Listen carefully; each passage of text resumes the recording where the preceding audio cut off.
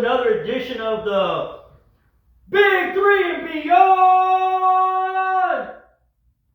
Man, how y'all doing? It's another beautiful, glorious Sunday.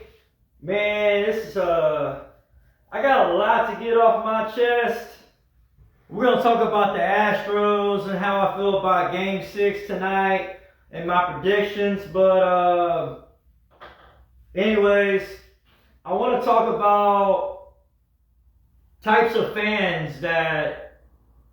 sports fans there are. I know I always get messed with on social media and even in person. You know, my good friends and family. Shout out to Tony, he's always messing with me. My boy Matthew out there, Wildcatters, man. I got nothing but love for y'all, man, because y'all some ride or die fans. Those of y'all ride or die, diehard fans. I got nothing but love and respect for you diehard ride or die fans. Now, that's the first category that I'm going to talk about. So, you got the diehard fans, that's the first category. You got the casual sports fan, you got the fair weather fan, and you got the bandwagon fan, and now with the fantasy thing, you got the fantasy fan. So the first one we'll talk about is diehard fans. So I know quite a bit of people out there, definitely in H-Town, that they sleep, drink, they live their lives through their teams. Whether it's the Astros, the Texans, the Rockets, the Cougs, whatever team it is, they might be terrible. Like the Texans have been bad for a long time, but they watch every game. They watch the preseason games. They go to the training camp they have over there by NRG, by the bubble. I'm be honest with you, I'm definitely not a diehard fan, and those are the ones that fuck with me the most, which I don't mind, I know I'm not a diehard fan. I admit that I'm not a diehard fan. It'd be hard to be a diehard fan, be a ride or die fan. Just so much that emotions up and down, especially if the team is just not consistent, So yeah, they're the ones that watch every game. They follow everything. They follow even the minor leagues, especially like in baseball. They follow all the minor leaguers coming up. And they don't miss any game. They watch all the games. They got all the merchandise. They tailgate. They're in it like 100. There's no denying it. So the second fan is the casual fan. The casual fan is you follow them, but you're not like watching every game. If they win, you're probably going to show more interest. But if they lose, it's not going to bother you the next day or whatever like that. They're kind of compare with the fair weather fan, but they're just not. They're not all into like a diehard fan. Obviously, they're a casual fan. You know what I'm saying? Now just to be honest with you, if you're a casual fan and your team is doing real good and everything, don't be going all saying, "Oh yeah, I've always been with this team and I'm a diehard fan." All of a sudden, you can't do that. If you're a diehard fan, everybody knows who you are. If you're a casual fan, you're a casual fan, okay? Number 3 is the fair weather fan. That's the third category. That's what I am. People say, "Oh, you're a bandwagon fan." No, a bandwagon fan is a fan that's never been a fan of the team before. They're now a team now because now the team is good. They might have moved to the city, and they might be one of the millions of transplants that moved to H-Town, and they might have been a fan of the Phillies, they might have been a fan of a Chicago team or something, but now they're in Houston, they're residing in Houston, they got family out here or whatever, now the team is doing good, and now, say like example the Texans now this year, they're playing much better this year, right? They're respectable, they're fun to watch. That's a bandwagon. I'm kind of overlapping number 4 already, but I just want to separate the fair weather fan and the bandwagon fan. So I'm a fair weather fan, especially with the Texans. Okay, I'm definitely a fair weather fan. Some slight to the Astros with the fair weather, but I'm more of a fan with the Astros because the Astros obviously have been here before I was even born. The Texans came in 2002, and obviously there was another football team, the Oilers, and I was definitely more hardcore fan with the Oilers. You know, they broke our hearts like 7 years in a row. But anyways, a fair weather fan is what I am. Shout out to you, Lily. Shout out to you, Matthew. Shout out to Tony. All you. I keep saying, a bandwagon fan is a fan that's never been a fan of the team ever. That's a bandwagon fan. They've never been a fan, and all of a sudden they're a fan now. A fair weather fan is they're not following the team as closely because the team is not doing any good. Example, the Texans. But whenever they start playing good, they're playing good. All of a sudden, there's more interest in watching them because I'm gonna be honest with you. A lot of fans are like that. The minority of fans is diehard fans.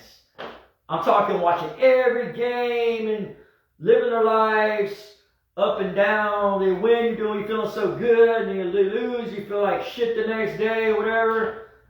I don't let myself get to that. I just don't, man. I love my sports teams, and I like my other teams too, because a lot of times there's certain players I like throughout the league. But I'm a fair weather fan.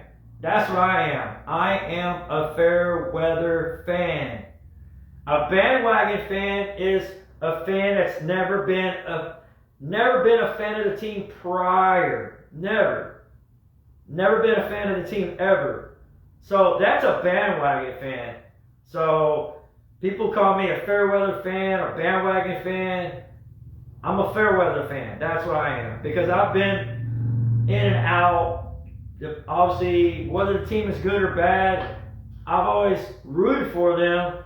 Unless, obviously, you're so bad, you're trying to get that number one pick like the Texans last year. And obviously, that was actually maybe a good thing because who knows what the Texans would have done with that number one pick last year. They might have picked Bryce Young, and you see how good C.J. Stroud is doing. The Texans might have picked Bryce Young if they had a number one pick. We'll never know, but obviously, I was going for C.J. Stroud regardless, even if we had the number one pick. But anyways, so we have diehard I talked about, the casual fan, the fair weather fan, the bandwagon fan. The last one is called a fantasy fan. You're like, what the hell? A fantasy fan? Because there's so many people now that are in fantasy leagues. I can't do fantasy leagues. I always get people want me to join on the fantasy league. They want my advice on picking this player or that player and all that. It takes away from my pure watching the game. When I start putting when there's money at stake for me rooting picking certain players week to week, it just takes away from being I'm just not interested in being a fantasy fan. And so you could end up rooting for a player that's not even on your team that you're loyal to. You could be rooting for that player, you know what I'm saying, to have a big day in receiving yards or touchdowns, whatever. I can't do it. So that's my five is diehard fan, casual fan, fair weather fan, bandwagon fan, and fantasy. Now I'm going to say this right now. There was a few people I got into with on social media, and one I thought I was cool with for a while. I even went to some of his parties, and I thought he was cool and everything. Now he's definitely a diehard fan, I'm not going to lie. Diehard fan. I'm not going to mention his name, but he said some shit on there that basically set me off. And anyways, I'm not going to say what it is, but you can call me bandwagon all day, fair weather fan. I admit it, I'm not a diehard fan. But I will say this, don't ever call me that other kind of fan, because you're going to set me off real quick. And now if you're joking, whatever, that's one thing. But if you're like really, really being serious and everything, you keep saying it, or you're doing some other shit on there, I'm just going to fucking block your ass, man. I'm going to fucking keep it trill up in here. You're gone. I don't need that shit. I don't need that shit on my social media. You tell me that in person, You ever told me certain that one thing in person, me and you gonna have fucking problems, partner. Me and you gonna have fucking problems. I'll tell you that right now. I'm gonna knock you the fuck out. Probably is what I'm gonna do. If there ain't nothing holding me back, I'm gonna knock you the fuck out. You know what I'm saying? Like Chris Tucker said, you got knocked the fuck out! Anyways, I just had to get that off my chest, you know what I'm saying? I am not a diehard fan. I'm just going to say it again. Anyways, we'll talk about the big matchup tonight. Game 6 at Minute Maid Park. Got the Astros back home. I did pick the Astros in 6 games, but I didn't know it was going to go like this. Who thought the series is going to go like this against the Rangers? Here's what I thought was going to happen. I thought we were going to split the first 2 games at home, so it's going to be 1-1, and then we're going to win 2 out of 3 in Arlington, and then come home and win it game 6. Of course, we lost the first 2 at home. I wasn't saying it was over. Let me rephrase that. I was not saying it was over. Sorry about that, a phone call. I wasn't saying it was over. I was saying they got to win game 3. If they didn't win game 3, then it would have been over. But I know they're good on the road. They've been good on the road all year.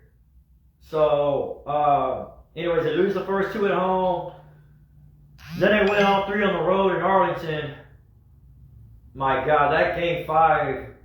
Most of these games have been kind of blasé. They haven't been fun to watch. They haven't been fun.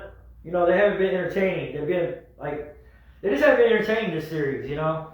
But game 5 was like definitely one of those epic games, and obviously that whole thing with Abreu, come on, dude, he didn't intentionally mean to throw it at Adolis Garcia. Come on, man.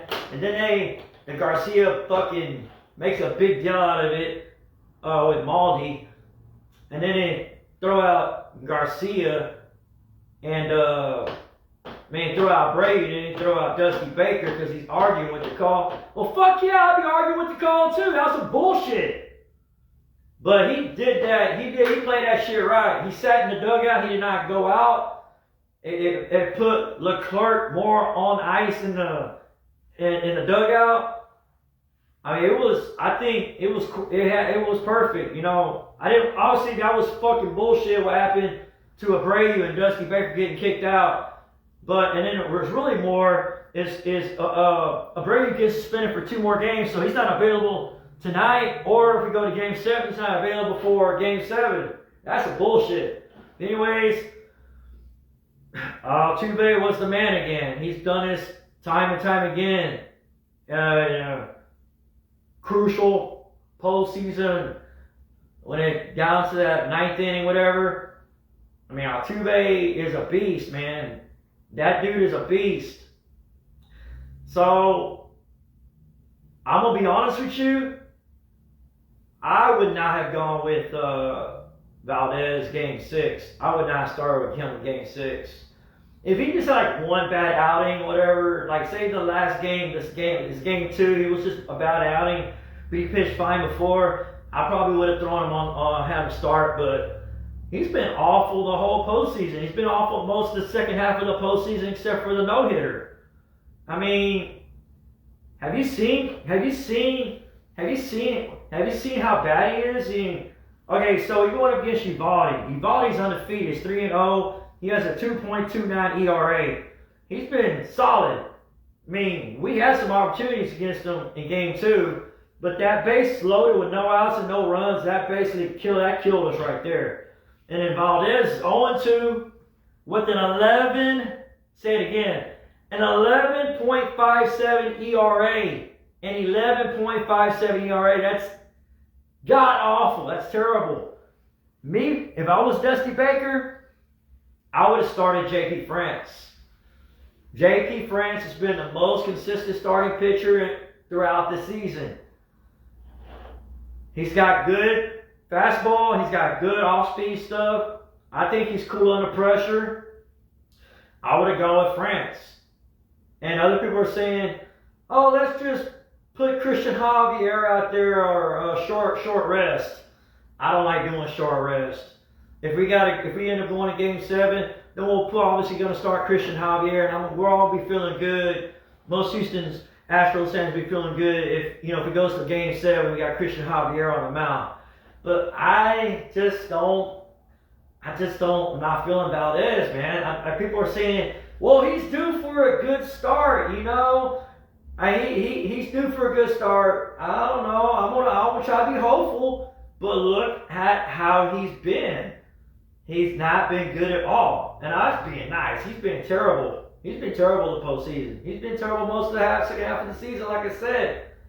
So I hope Dusty Baker has a short leash on Valdez because,